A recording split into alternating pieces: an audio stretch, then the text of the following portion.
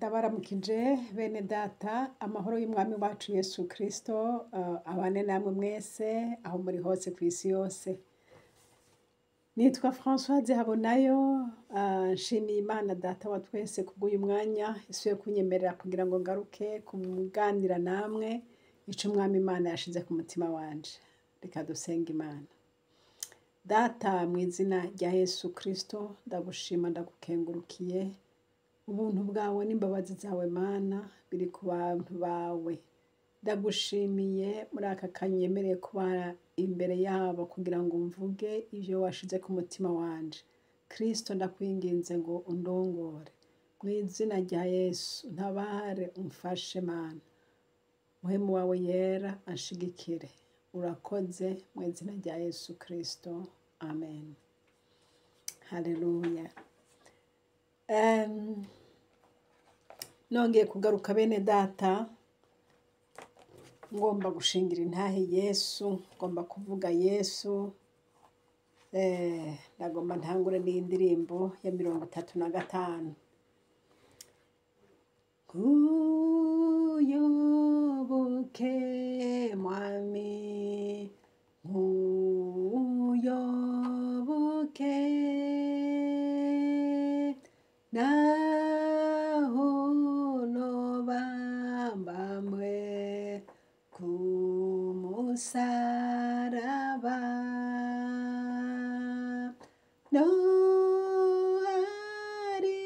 noharirimbira nkuyoboke mwami,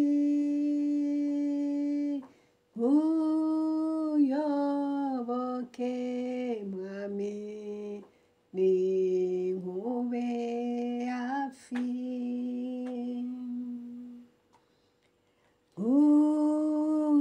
Nkuyoboke mwami, nkuyoboke mu marushwa yose wamundemesha, ninagwa mu vyago umpe kwihangana. Nkuyoboke mwami, ninkube hafi.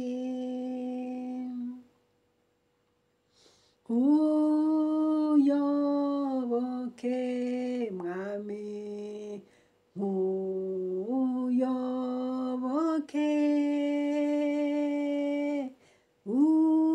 uhora untabara, name nkwizera. Umwansi yanteye uzundwanirire, nkuyoboke mwami, ninkube hafi.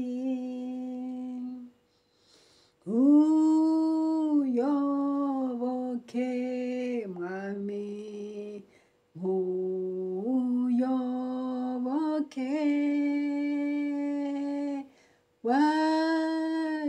wakinguye ijuru, nyobora uri. Yewe ngenzi rema uri mugukira,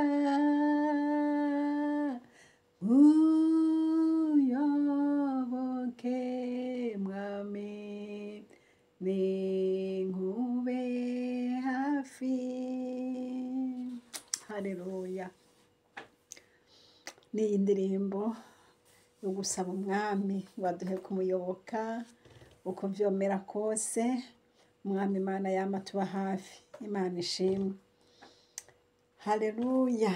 Uyu munsi nshuti z'umusaraba nje kuganira namwe kuca umwami Imana yashize ku mutima wanje. Nk'uko nababwiye, narababwiye ko nzokwama nza kubabarira ico umwami Imana yavuganye nanje. Imana ishimwe. Uyu munsi nje kubasangiza iyerekwa nagize haciye igihe kinini, haciye igihe kinini vy'ukuri, ariko kubera yuko ntari bwamenye ico bisobanura, uyu munsi aho umwami Imana yabimpishuriye niho nciye nza kubabarira rero. Imana nihabwe icubahiro. Ni iyerekwa nagize itariki 19 z'ukwezi k'umunani muri 2023. Urumva haciye imyaka ingahe beneda? Ubu turi muri 2025 mu kwezi kw'icumi itariki indwi, ariko nabibonye itariki 19 z'ukwezi k'umunani muri 2023. Ico gihe ndibuka hari habaye igikorane mu Kayogoro, kandi ico gikorane cari igikorane cari cateye uruhagarara cane, sinzi ico bari bacumvisemwo, sinzi ivyari birimwo, yari inama ikomeye. Hanyuma rero vyasaba ko abantu bose basenga, abakunda ishengero, abakunda igikorwa c'Imana, kandi nanone kubisengera twese ni ngombwa. Imana ishimwe. Rero ico gihe narasenze nk'uko nawe wasenze, nk'uko n'abandi basenze, ariko ibintu nabonyemo muri izo nzozi nagize ico gihe, nta muntu n'umwe nashoboye kubibwira, kuko nabonye ari ibintu bizarre, ibintu nanje ubwanje ntabona iyo bija niyo biva. Gusa ico nakoze narasenze nti Mana mpishurira, Mana mbwira, Mana mbwira. Ariko rero igihe c'Imana nticari bwagere. Ndashimiye Imana ko igihe kigeze Imana izihishura ibintu. Uti rero muri ivyo bintu wabonye mwiki? Imana yanjanye mu nzozi, inyereka ico gikorane uko cari kimeze. Mwese murabizi yuko igikorane, hari igikorane canke hari inama, hari inama, hanyuma hari hatumiwemwo abantu benshi, ariko jewe physiquement siyo narindi, ariko Imana yampaye kumenya canke kubona uko vyari vyifashe muri ico gikorane.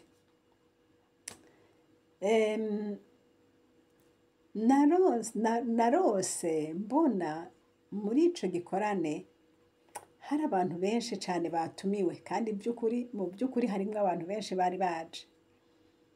Hanyuma jewe nja kubibona nk'aho umenga ninjiye muri sale, ariko urumva hari mu rusengero. Hanyuma mbona umukozi w'Imana yariko arigisha, uwo mukozi w'Imana yariko arigisha avuga ngo twuzure umuriro wa mpwemu yera, ngo Mana ngo turagusavye ngo twuzure umuriro wa mpwemu yera. Hanyuma rero izo nyigisho numva ziramfashije, nanje ca numva nsavye mu mutima nti Mana, nti nanje ndakwinginze ntumfashe, unyuzuze mpwemu yera. Uwo mupasiteri aba arahejeje kwigisha, ariko je mu vyo nabonye ahejeje kwigisha, noneho nabonye abantu bicaye imbere kuri bazi imbere, apana muri kiya kibanza c'abapasiteri, oya mu kibanza c'abakristo, nka kwa kundi dusanzwe tumenyereye mu bibanza vya mbere vyicaramwo nk'abaririmbyi tuvuge. Ariko jewe nabonye rero intebe za mbere zibiri, za mbere zari zicayemwo abantu. Abo bantu ntashoboye kumenya, abantu bari bambaye ibintu vyirabura, kandi birabura cane. Umwigisha nkabona yigisha, mugabo abo bantu ntababone. Hanyuma je guma nitegeza abo bantu. Hanyuma umwigisha ahejeje kwigisha nca ndamubaza nti aba bantu ni bande aba bantu bavuye hehe? Umwigisha aca ambwira ati ati ko ntari nababonye, nza mbona aciye abitegereza cane, nza mbona havuye umuntu inyuma nka kwa kundi baranda abantu hari abantu bakunda kwicara inyuma nk'abarorerezi canke bahagarara mu miryango umenga ivy'Imana ntibari binezwe, nza mbona uwo muntu aja ariruka kandi ndabona ari igikosto c'ibiguvu cane, aca avuga ngo nari nababaye cane ngo kubera iki ngo aba bantu mutababonye ngo mubahe icubahiro, ngo kubera iki mutababonye ngo mutari mwababonye, ngo none ngo ndanezerewe ko mubabonye. Ivyo biba birarenganye. Nongera mbona izindi ntebe inyuma ya babandi birabura, mbona izindi ntebe inyuma yabo zicayeko abantu bari mu migwi ibiri, mbona bamwe bicaye bagize umugwi wabo abandi bagize umugwi wabo mugabo bari inyuma ya babandi. Sinamenye ibyo bariko barakora, urumva menyereye kubona abantu bakorera mu migwi nk'abariko barakora des travaux en groupe, ari nk'ibintu bariko barakorera mu migwi nyene, ariko urumva ko ntamenye ibyo bariko barakoramo, ariko nabonye iyo migwi ibiri. Ico kirahava. Kihavuye nza mbona uwundi muntu araje atangura kubaza ibibazo umupasiteri umwe muri abo bari bahejeje kwigisha, amubaza ibibazo. Amubaje ibibazo rero sinibuka ibyo bibazo yamubajije, ariko nabona ariko aramupoza des questions, amubaza ibibazo nyene. Nyamupasiteri nza mbona azanye impapuro nyinshi zari ziri hamwe zishika nk'impapuro nka 80 page, impapuro nka tuvuge impapuro 80. Urumva ko yari nyinshi, ni nk'ikaye yose canke igitabo. Mbona arakimuhereje, agihaye uwo yariko aramubaza ibibazo, aca arakimuha. Ikibazo cose amubajije nkabona uwo mupasiteri aca avuga ngo raba ku rupapuro runaka, ngo niho iyo nyishu iri. Rero aramubaza ikintu nibuka yamubajije ngo jewe nca ndamubaza nti none kubera iki abandi nabo utabahaye ibyo bipapuro ngo nabo babibone n'ibyo bibazo mubivuge bose babyumva kugira ngo nabo babisobanukirwe babimenye. Aca anyishura ngo yaye ngo ibi ni iby'iwanje jenyene. Okay? Hanyuma aca mubaza ikindi kibazo. Ico kibazo kindi ca nyuma yamubajije arico canteye no kwibaza nti mbe ibi bintu ni biki? Amubaza ikibazo aca amubwira ngo raba kuri page 62 ngo ku rukaratasi rwa 62. Ubwo nyene jewe nca mbona ndabonye ibiri kuri urwo rukaratasi kuri iyo page. Kuri iyo page hari hacafyeko cercueil, isandugu beneda, isandugu zimwe bahambamwo abantu, niyo yari icafyeko kuri page 62. Ku kibazo yari amubajije aca avuga ngo araba kuri page 62. Ivyo ndavyitegereza, ndabibonye, ivyo bica birarengana. Haca hagaruka ikibazo ca ya migwi ibiri yariko irakora, urumva ko bari barindiriye, urumva abantu bariko barakora umwanya, haragera umwanya wo gufungura. Rero mbona dusa nk'aho womenga tugiye gutegura ivyo bafungura. Mwibuke ko jewe ntariyo, aho ni mu nzozi, urumva nibona ndi muri abo bagiye gutegura ivyo gufungura. Niho rero nabona nshitse mu murima. Uyo murima ndabona womenga yari nk'umurima w'ibiraya, nabona umenga noba ngiye gusoroma ibiraya. Nshitse muri uwo murima nka kwa kuntu ahantu habaye ibiraya vyinshi cane uza ubibona biri hejuru upfa gukobora gusa ukabura binovye, nza mbona navyo umenga bisa nkaho womenga biri hejuru hamwe ufukura n'ukuboko ukabinobagura. Nari mfise isashe, nabona mfise isashe nkaza ndatereramwo. Icantangaje kandi canteye kwiyumvira nti mbe ibi bintu ndimwo n'ibiki, narakoboye ahantu mbona ari ibiraya ariko ngiye gutora mbona n'amagi. Iki kintu caje guta amagi munsi y'ivu ni giki? Sinamenya igikoko gita amagi munsi y'ivu. Ariko kugira ngo ayo magi uyatore warakobora utuvu hejuru buke buke ukaca uyatora. Ndatoragura ayo magi, yari amagi ashika nk'atanu canke antuka ntiyari menshi, yari nk'atanu canke arenga gatoya. Hanyuma ndayashira muri ya sashe ndagenda. Urumva ko ibiraya ntavyo mbonye ayo magi. Nangwa kwiyumvira igikoko cayataye, mbona n'amagi manini manini atoba ari nk'amagi y'inyoni. Oya. Hanyuma mbona ndagiye. Ngiye ngomba gushika nkaho ngomba gushika muhira, ariko ntarashika urumva byo mu nzozi, nza mbona igi rimwe ritanguye kumeneka nka kwa kundi umuswi usokora umutwe, iyo igi rimenetse utangura gusokora umutwe. Mana we, nza mbona igi rimwe ritanguye gusokora ibiri muri iryo gi. Yesu, nza mbona hasokorotse ikintu kimeze nk'ikivuruvu, umutwe w'ikivuruvu. Cangira ubwoba nti Mana yera, nti mbega yemwe aya magi arimwo ibiki? Ntangura kugira ubwoba yuko havamwo ibigogo bindya, urumva hamwe nca ntangura kwibaza nti ngira ngo harimwo inzoka mbere, urumva ntangura kugira ubwoba nyene. Hanyuma noneho ya magi nza mbona havuyemwo ikivuruvu, igi rimwe havamwo ikivuruvu. Ico kivuruvu ndacitegereza neza, nza mbona kivuyemwo umutwe w'umuntu. Mana we, mbona umwana.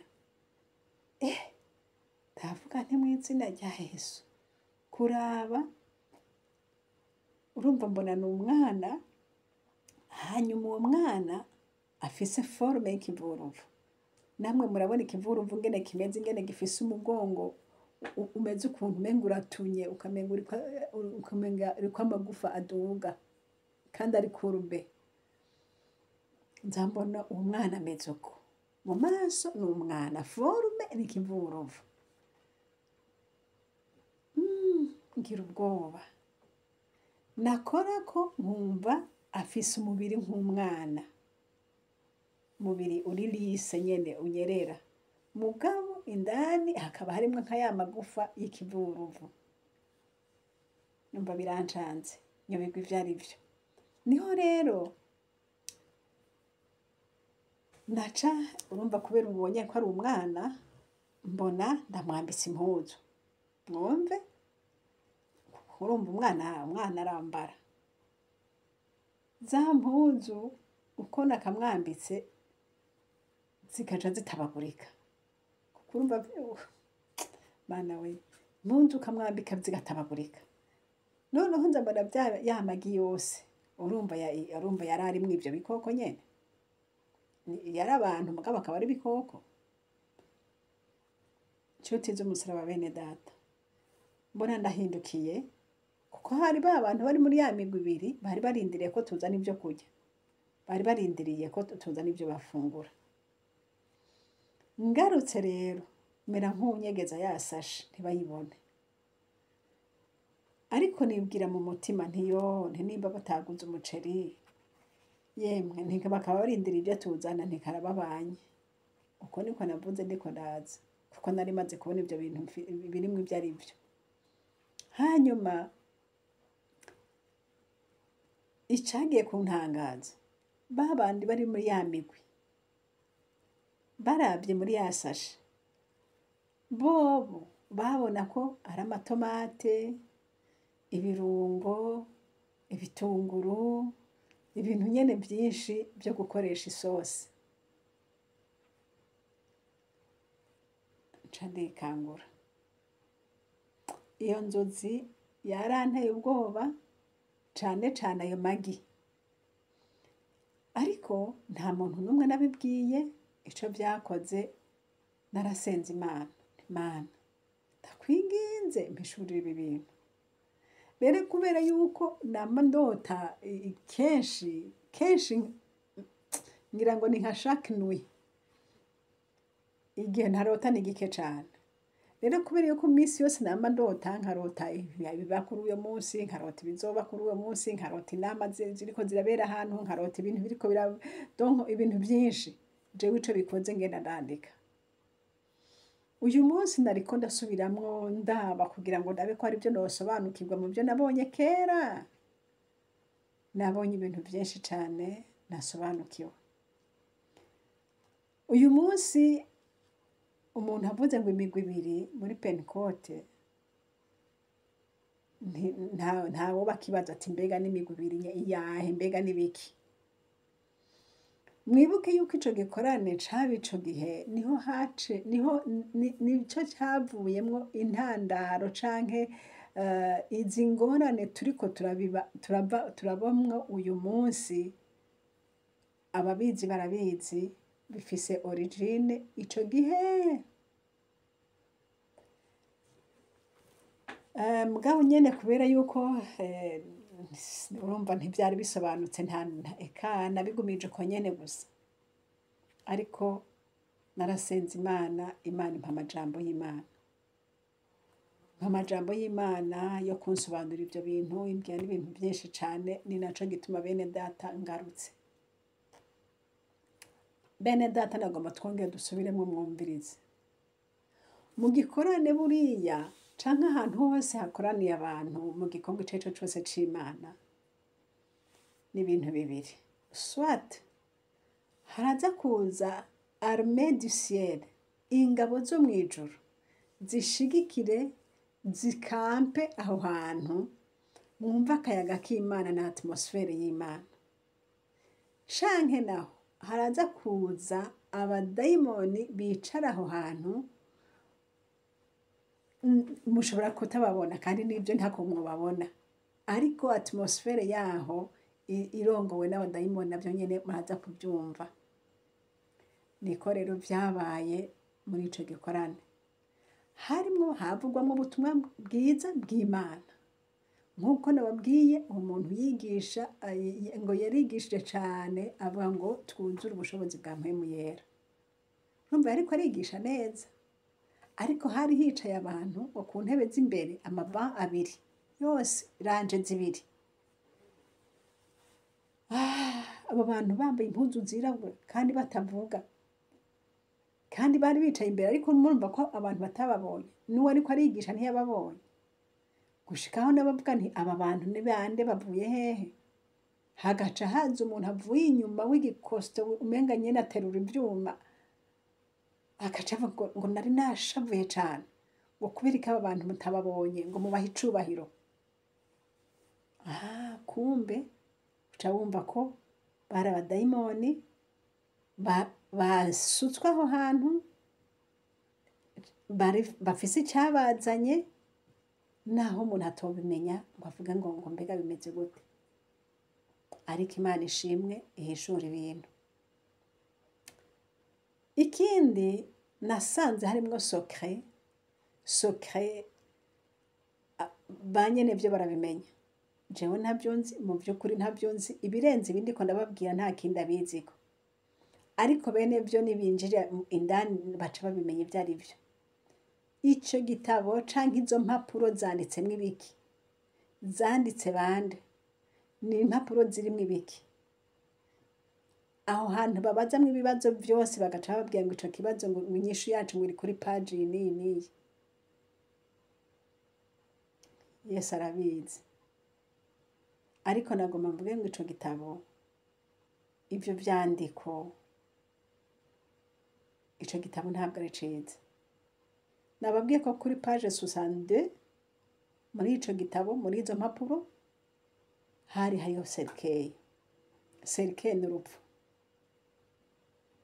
Ah, aha ndiko ndavuga nk'aho ndiko ndaburira abantu. Ibyo ni ibintu byo mu ibanga, nta wundi muntu abizi. Kandi na jewe nta birenze ibi ndiko ndababwira nzi. Ntabyo nabonye, ntaco nzi ico gitabo ngo mbega n'igitabo kirimwo ibiki, izo mpapuro sinzi ngo ninde yavyanditse, ibyo bintu bibaranga sinomenya ngo ni biki, ariko iyo projet canke ibyo bintu uko bimeze harimwo urupfu. Bene data nshuti z'umusaraba, hashimwe Yesu Kristo atubonera kure ibirenze ibyo twebwe tubona. Hashimwe Yesu ahishura ivyitwa amabanga. Mwene data nshuti y'umusaraba, umve nkubwire, Yesu aradukunda kandi aratwitwararitse cane.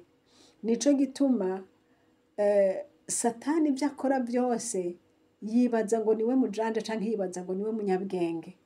Ariko Imana yacu izi guhishura ibirenze, niyo izi kutubwira.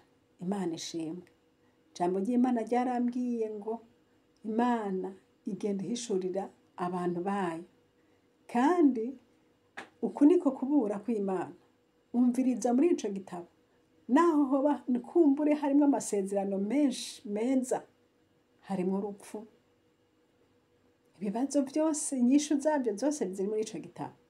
Naciye ndamubwira nti none mbese ico gitabo none ko ukigumnije wenyene, aba bandi nabo batagifise, none se ntiwobaha nabo bakaraba, bakisoma bakaraba? Ngo ya, iki ni iciwanje. Imana ihezagire uwo wese azonkurikira akumva iyi mburi, kuko ni imburi ikomeye iburira ubugingo bwacu. Hari ibintu byinshi bisa na byiza ariko atari byiza, bihegekeye urupfu, ubugingo gutakara. Yesu adutabare. Okay, tubandanye. Ba bantu bari muri ya migwi ibiri, uyu munsi iyo migwi ibiri irazwi. Mama ngo ni J7, nambari ngo J10 na J5, imigwi ibiri. Ariko mwese muri mu nzu imwe. Iyo nzu ni sepebu canke ni pentekote, nivuge nti ni pentekote.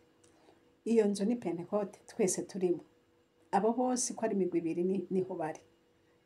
Ariko abo bantu bambaye izirabura bari bicaye aho imbere yabo. Niho rero byagaragara yuko bose bashaka kurya. Kuko iyo abantu bagiye mu gikorane canke bari mu nama, haragera igihe nyene bagakenera kugufungura. Ya Mana we, muri uyo murima hariho ibiki? Mwumvise ivyari muri uwo murima? Muri uyo murima wari wateguwe, harimwo ayo magi. Ayo magi yari amagi, yari plus ou moins 5. Yari antuka ntiyari menshi, ariko igitigiri exacted sindacibuka. Nanditse ngo plus ou moins 5, amantuze atanu. Niho murumva ko umuntu agiye kurondera ibiraya mu murima umuntu atora ibyo yimbuye, atora ibyo gufungura mu murima. Ariko akaca asanga hariyo amagi. Bene data, amagi araba mu murima. Amagi niba abaye mu murima, uko biri kose ntiyoba munsi y'ivu. Ariko arinze aba munsi y'ivu, umuntu akayabona abanje gukobora. Oya, munsi y'ivu habaye ibiraya, habaye ibijumbu, mugabo amagi si haba. Je gusa nagize ubwoba ndavuga nti none ni inkoko yaje guta amagi ngaha? Ni ikindi gikoko? Ntangura kwibaza kirananira. Ariko umve mwabisobanukiwe. Ayo magi ntiyari amagi meza, yari amagi y'ibikoko. Ibikoko bantu. Kandi bidegiza ari ibikoko bijyana, ari ibikoko bidashobora kwambara impuzu kuko ari ibikoko. ariko kandi ba bandi babibona bakabona ngo n'amatomate n'ibirungo n'ibitunguru n'ibiki bakabona ko ari ibintu byiza byo gutegura ifunguro nziza. Mu izina rya Yesu, umwami Imana akugurura amaso urabe, ubone, uhunge. Ibyo ntabwo ari ibyo kurya, ibyo ntabwo ari ibyo gukora isosi namba, ahubwo ni ubumara bwica. Imana itabare. Mvuga iki bene data? Icyo novuga, umwami Imana batabare. Uwumva ibi ndiko ndavuga, ndinginga Imana data wa twese ngo imuhishurire abo bantu atari benshi, bake, womenga babazaniye ibyiza, womenga n'abantu babashaka kwibyiza, ariko si abantu. Mwabyumvise? Ariko amaso yacu tubona ngo n'abantu beza, abakozi b'Imana beza, batwifuriza ibyiza, ibintu biryoshe. Mu izina rya Yesu, uhoraho atabare. Ariko ndashima Yesu, ndabizi neza yuko aka kamo katazobura abo karokora, kazorokora abo kurokogwa, bava inyuma y'ayo magi, bava inyuma y'ivyo bikoko vyidegiza. Naho wovyambika impuzu zizotabagurika, kuko si abantu n'ibikoko. Imana itabare. Nahawe ijambo ry'Imana. Ijambo ry'Imana riri mu gitabo ca Yesaya 59. Yesu Kristo we mwami Mana. Yesaya 59. Uze gusoma ijya mirongo yose guhera ku murongo wa mbere gushika ku murongo w'8. Ariko jewe ndabasomera uyu murongo. Mana we, ndabasomera guhera ku murongo wa 4 gushika ku murongo wa 6. Ndasoma mu izina rya Yesu. Mbabare mfise igitabo cy'igifaransa, ariko ntaco muraza kubisoma mu gitabo cy'ikirundi. Yesaya 59 uhere kurya murongo wa 4 ushika ku murongo wa 6. Haravuga ngo: Vous déposez au tribunal des plaintes malhonnêtes. Vous y plaidez sans loyauté. Vous vous appuyez sur des preuves vides. Vos arguments sont sans fondement. Vous portez en vous le désir de nuire et n'accouchez que du malheur. Vos projets sont aussi nocifs que des œufs de serpent. Quiconque y toucherait en mourrait aussitôt. L'œuf est à peine ouvert qu'il en sort une vipère. Les toiles que vous tissez sont des toiles d'araignée. Elles sont destinées non pas à s'habiller, non pas à se couvrir, mais à causer le malheur. Vos mains ne sont au travail que pour fabriquer de la violence. Mubandanye mushikane kuri witi. Bene data nshuti z'umusaraba, umve ndababwire, numva nashavuye mu mutima wanje, numva umutima wanje, numva novuga, ariko Kristo abisobanura. Kristo agusobanurira. Vous allez au tribunal. Vous déposez des plaintes malhonnêtes. Vos arguments sont sans fondement. Vous portez en vous le désir de nuire Imana dutabare. Le désir de nuire. Imana idufashe. Vos projets sont aussi nocifs que des œufs de serpent. Mwumvise? Vos projets. Bya bindi biri mu impapuro nyinshi kandi harimwo cercueil. Ni projet mbi y'ubwicanyi, projet mbi y'abadayimoni. Imana ishimwe kuko isobanukirwe byose. Ezayi 59. Ntabwo ari Françoise ndabivuze. Oya. Ariko idacu rwankunze. Imana isobanukirwe byose. Yamaze kubibona. Vos projets sont aussi nocifs que des œufs de serpent. Quiconque y toucherait en mourrait aussitôt. Nshuti uri kurankurikira hafi cyangwa uri kure, ndakubwira inama inyuma y'ibyo bintu, inyuma y'ibyo bintu n'ubumara. Ayo magi mwumva mwe muyabona ngo n'amatomate n'ibitunguru n'ibiryoshe nibyo kuryosha imfunguro, ariko mwumvise ngo quiconque y toucherait en mourrait aussitôt. Uwo bikora ko wese nta kindi gitengenge atari y'amaserke yo kuri page 62. Imana itabare. L'œuf est à peine ouvert qu'il en sort une vipère. Mwumva ngo iryo giriza ryuguruye deja hagira havemwo vipere ijyana. Niba mutarayibona muzoyibona. None nimubibona vipere ijyana idatinya abantu, nta n'urukundo nta n'iki.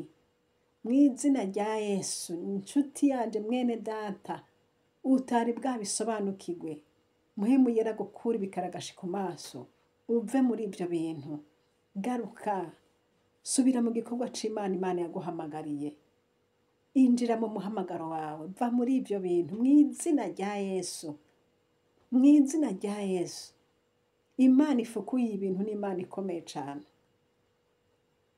Wabona ko ari byiza, ariko ndakumva nuko atabyo waruzi. Nababwiye ba bantu bose bo muri ya migwi ibiri babonye iyo sashe yarimwe ayo magi, babonye ari amatomate, babona ari ibitunguru, babona ari ibirungo, babona ko biteze ku gisosi iryoshe cyane. None rero Imana idutabare. Bene data, nta kindi novuga norenza ngaha nabangiza amakosa. Ariko musome iyi Ezayi 59, mubisome neza. Uhoraho Imana adutabare. Numva umutima wanje wababaye, numva novuga cane, ariko ndasandinginga mpwemu ngo asobanurire unyumva wese. Cane cane ari muri iyo migwi ibiri. Musobanukirwe ayo magi ni bande. Musobanukirwe ibyo bintu ni bande. Musobanukirwe ibyo bintu. Uhoraho Imana atabare. Hanyuma ndashimye Yesu.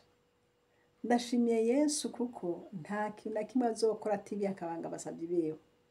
Kandi ndababwiza ukuri yuko iyi ni imburi y'Imana.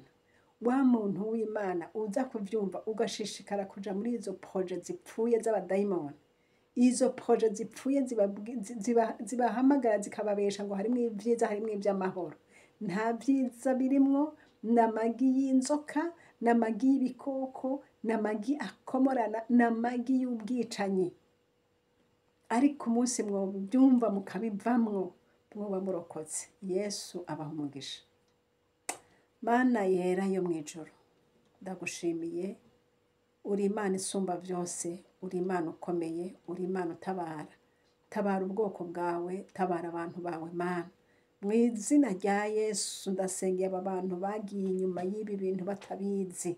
Ubarokore Mwami Yesu. Ubakure ibikaragashi ku maso Mwami Yesu.